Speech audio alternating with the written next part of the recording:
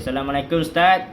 Kalau kita baca semua ayat ruqyah tu, perlu ke niat setiap ayat? Okey, inilah yang perlunya kita masuk kelas tadabbur Al-Quran ataupun talaki ayat-ayat ruqyah. Biasanya sepanjang kelas tadabbur ayat-ayat ruqyah ataupun talaki ayat-ayat ruqyah, saya, Ustaz Sinar atau guru-guru akan menjelaskan maksud ayat, makna ayat, kegunaan ayat. Ayat ini untuk azab, ayat ini untuk kebesaran Allah, ayat ini sebagai ancaman, ayat ini sebagai peringatan. So kita kena faham secara keseluruhan kesemuanya tu.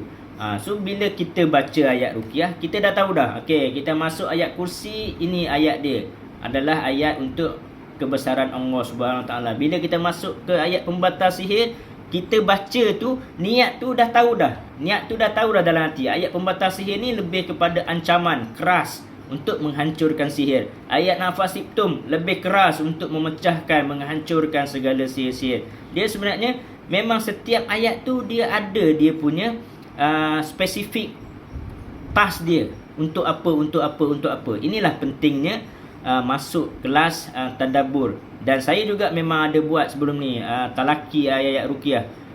Tapi itulah, saya pun agak kesetukan masa sekarang ni, tak berapa nak sempat nak buat kelas lagi. InsyaAllah kelas talaki ayat ruqyah ni kita akan huraikan ayat daripada 1 sampai ke 20.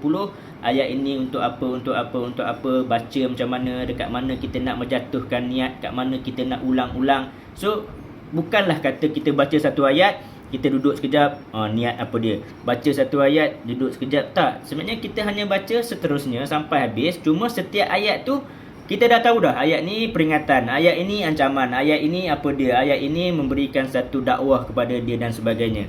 Dia sebenarnya secara package tu, ayat tu dia dah memang komplit. Itulah pentingnya masuk kelas tadabbur, masuk kelas talaki.